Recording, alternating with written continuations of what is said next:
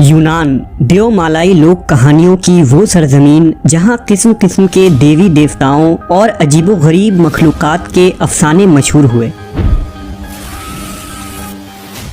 बदतरीन शिर्क में मुलव्विस होने के बावजूद उन्हें तारीख़ की सबसे ज़हीन तरीन तहज़ीब क्यों करार दी जाती है? यूनान में किस नबी को मबूस किया गया था और उन लोगों ने उनके साथ क्या सलूक किया? आज हम तारीख़ की सबसे पुरअसरार और दिलचस्प सरजमीन यूनान के मुताल्लिक जानेंगे।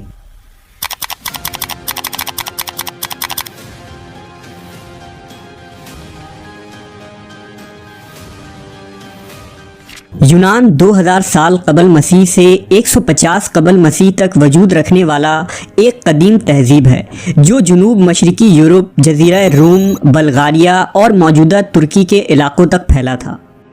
मुस्लिम मवर्रखीन युआन नामी शख्स को कदीम यूनानी कौम का जद्द अमजद करार देते हैं जिसने मुल्क यूनान को आबाद किया था। यूनान दरअसल युआन का ही दूसरा नाम था जो हज़रत नूह अलैहिस्सलाम के बेटे याफिस का बेटा था। कदीम यूनान में आबादी के आसार 7000 कबल मसीह से पहले के मिलते हैं। उस दौर में यूनानी लोग छोटे छोटे खेती बाड़ी वाले देहातों में बिखरे हुए थे। आहिस्ता आहिस्ता ये देहात बड़े होने लगे और तामीरात का सिलसिला शुरू हुआ। उन्होंने हुकूमतें तैयार की और तरक्की याफ्ता शहरें आबाद की। उन तमाम शहरी इलाकों में देवताओं और देवियों को एक ख़ास मकाम हासिल था। अलग अलग इलाकों में मुख्तलिफ देवी देवताओं की पूजा होती थी जिनके लिए बड़े और आलीशान मंदिर बनाए जाते थे।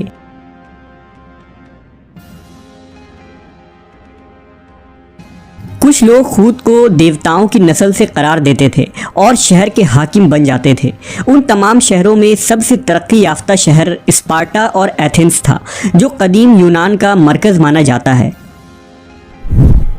750 कबल मसीह तक यूनान की अजीम सल्तनत बहरे रोम के तमाम जजीरे, मगरबी यूरोप, इटली और शुमाली अफ्रीका तक फैल चुकी थी जिनमें 1500 से ज़्यादा शहर आबाद थे। माहरीन के मुताबिक कदीम यूनान के लोग पेशे के एतबार से काश्तकार थे। ये उमूमन कुदरती चीज़ों में ही रूहानियत तलाश किया करते थे। उनके नज़रियात के मुताबिक सूरज, दरख्त, पहाड़ और तमाम चीज़ें खुदा की ही मुख्तलिफ रूप थे।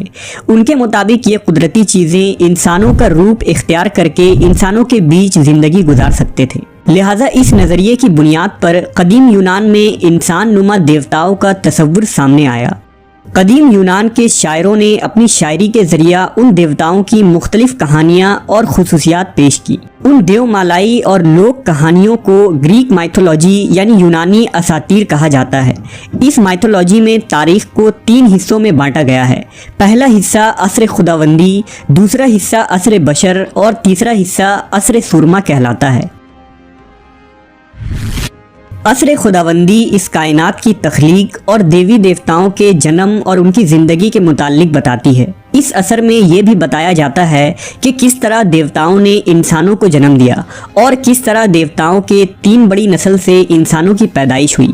यानी कदीम यूनानी इंसान को देवताओं की औलादे तस्वुर करते थे। उन देवताओं में सबसे ज़्यादा ओलंपिव नस्ल के देवता मशहूर हुए। असर बशर के दौर में देवताओं और इंसानों की मेल मिलाप के अफसाने हैं जिनमें देवी देवताओं ने इंसानों से जिनसी ताल्लुकात बनाए। और तीसरा हिस्सा यानी असर सुरमा की तारीख में ये बताया जाता है कि इंसानों ने देवताओं से बगावत कर दी मगर कुछ देवताओं ने इंसानों की मदद की और इंसानों ने इस ज़मीन पर अपनी हुकूमत कायम की। उस दौर की तारीख थोड़ी वाज़ह नज़र आती है जिसमें ट्रॉय की जंग काबिल ज़िक्र है।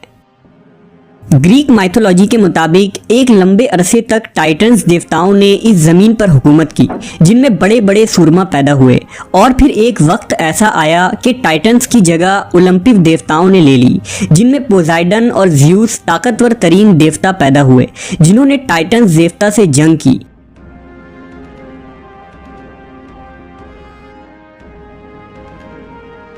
टाइटन्स देवता जंग हार गए और ज़्यूस ने आसमानी तख्त संभाला और तमाम देवताओं का बादशाह बन गया।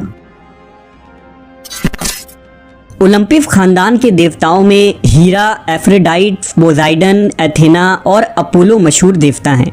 कदीम यूनान के मुताबिक ये देवता मुख्तलिफ कामों पर मुतय्यन हैं, यानी रिज़्क़ के लिए अलग देवता, सफ़र और तिजारत के लिए अलग देवता, सेहत के लिए मुख्तलिफ देवता, और इसी तरह सूरज, फसल, आग, जंग, हुस्न, खूबसूरती और इल्म ज़हानत के लिए अलग अलग देवी देवता मौजूद हैं।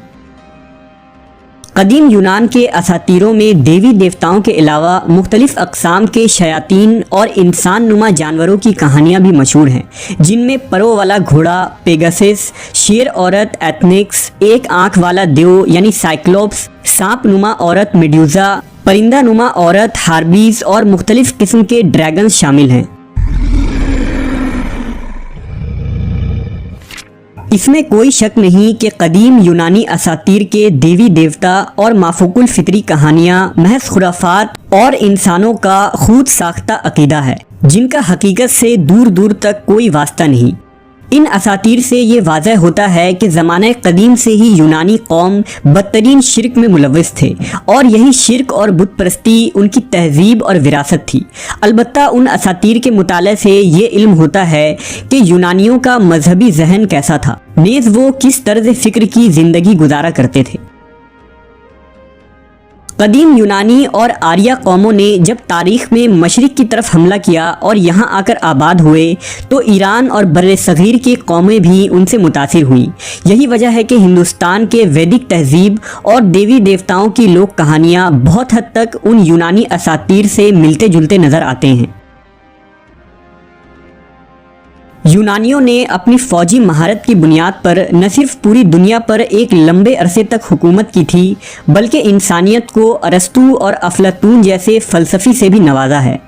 आम तौर पर यह ख्याल किया जाता है कि कदीम यूनान में रिवायती मज़ाहिब की तरह न कोई ज़ाब्ता था, न कोई मुक़द्दस किताब और न कोई नबी या पैगम्बर, बल्कि ये सिर्फ देवमालाई अक़ीदों का मजमुआ था।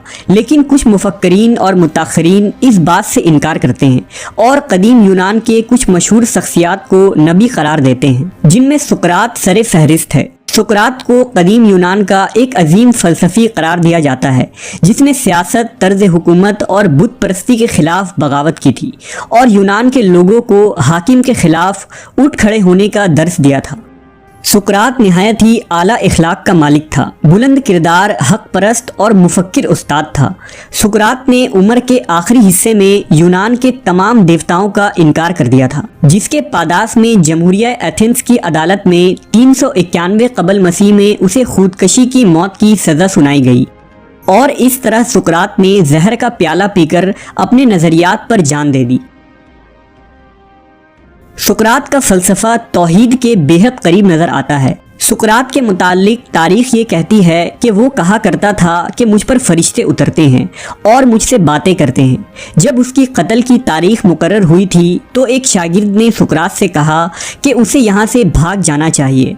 इस पर सुकरात ने जवाब दिया कि मुझे तो फरिश्तों ने बताया है कि तेरी मौत इस तरह वाक़ई होगी, फिर इस मौत से किस तरह भाग सकता हूँ।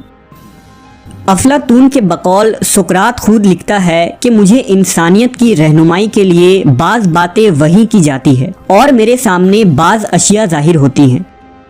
बाज़ उलमा ने यह भी लिखा है कि कुरान हकीम में हज़रत लुकमान के नाम से जिस अजीमुल मर्तबा हस्ती का जिक्र किया गया है, वो दरअसल सुकरात ही है। लेकिन चूंकि कुरान हदीस या किसी मुस्तनिद ज़राए से इस बात की कोई तस्दीक नहीं मिलती, लिहाजा इस नज़रिए पर सिर्फ क़यास आराई ही की जा सकती है। मुमकिन हो कि सुकरात अल्लाह की तरफ से अहले यूनान की तरफ भेजे गए नबी हों। बहरहाल हतमी तौर पर तो ये दावा नहीं किया जा सकता। अलबत्ता अहले यूनान में पैगंबर और किताब ज़रूर भेजी गई थी, जो वक्त के साथ नापैद हो गई या उन्हीं देवमालाई कहानियों का हिस्सा बनकर रह गई। 7वीं सदी में जब इस्लाम की आमद हुई और मुसलमानों ने मिस्र और यूनानी इलाकों को फ़तह करना शुरू किया, तो मुस्लिम हुक्मा और सूफिया भी कदीम यूनानी असातीर और फ़लसफ़ों से मुतासिर हुए और इल्मुल कलाम की एक नई इल्म की बुनियाद रखी गई। جبکہ امام غزالی جیسے دانشوروں نے قدیم یونانیوں کے فلسفوں کو للکارا اور ان میں موجود خرافات کو فلسفہ سے الگ کر کے جدید فلسفہ میں نئی روح پھونکی، جس کے لیے آج بھی اہل یورپ امام غزالی، ابن رشد اور الرازی جیسے فلسفیوں کے مشکور ہیں۔ ان گریک مائتھولوجی اور لوک کہانیوں نے دنیا پر اپنا ایسا چھاپ چھوڑا ہے کہ ہر دور اور ہر طبقہ اس سے متاثر ہوئے بنا نہ رہ سکا، خواہ وہ شاعری ہو، افسانہ ہو، ناول، فلسفہ، یہاں تک کہ جدید سینما انہی یونانی اساطیر کو اپنے مواد میں ہمیشہ سے شامل کرتے آئے ہیں۔